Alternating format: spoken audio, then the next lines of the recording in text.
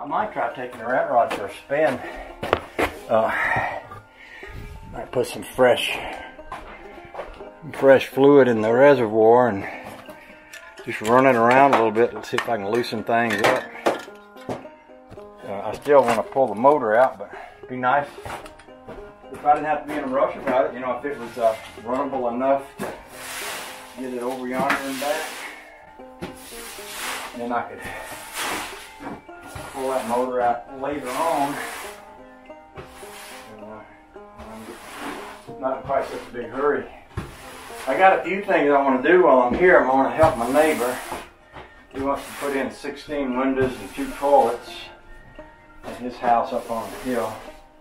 I got another neighbor over there that's got the old mill, and he needs someone to help me jack the floor up. I want to do that.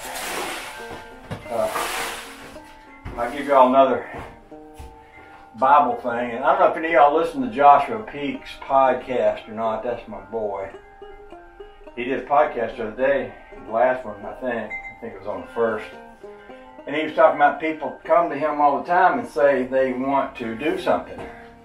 And he'll say, okay, when you want to start, or how you want to do it, or, you know, and they're like, I don't know.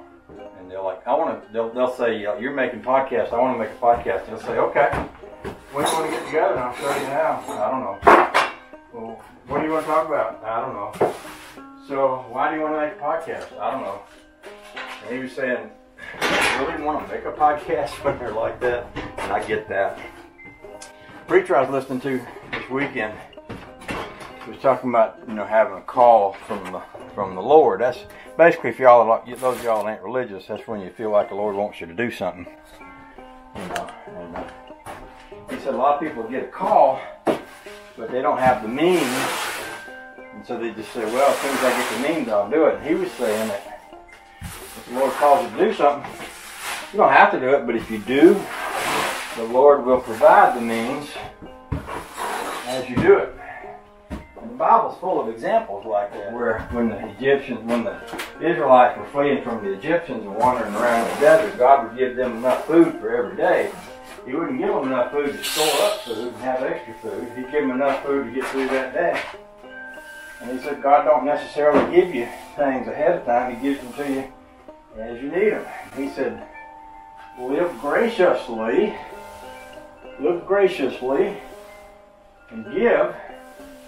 And don't try to hang on to everything you got like you was poor and pauper. And God will provide what you need as you go along. I think that's truth in that. You know, I think if I give my time to help somebody who needs it, God will make it so that the things that could normally use up a lot of my time that I need to do for myself, they sort of get done quicker and easier. I'll give you a good example. I went over to help somebody put a toilet in the other day. I'll be up in the sewing room. I'm just out here preaching. Good for you. Go at it, honey. I went over to help somebody with a toilet the other day, and they said somebody put in a new wax ring, and it's still leaking, and they told her she had to buy a new toilet. Well, that didn't sound right to me. I went over and looked at it, and the wax ring that somebody had put in there, they didn't need to have in there. Only thing wrong with it was the toilet in the back of the bowl has a float, and that float attaches to a piece of wire. The piece of wire attaches to a handle, and that handle attaches to a switch. As the water comes up in the back, in the top bowl, raises that float, pushes that wire, raises that switch, and the switch reaches a point where it cuts off. In hers, the wire was adjusted so low. Let me think about this. Or say it was adjusted in such a way where it wasn't coming up high enough to cut the switch off.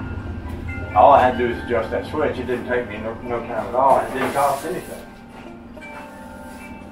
And that was one of those jobs where I said, okay, I'll go do that. Didn't take me no time.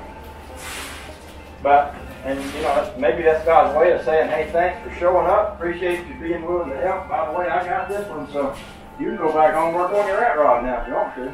And sometimes God just makes it that way. Kind of like this rat rod. I was thinking I was going to have to pull that motor out just to get her to move on her own power, and I just drove her out of here on her own power without doing any of that. Sometimes God will bless you financially the same way He will. I mean, I believe God blesses you financially if you're generous and you give.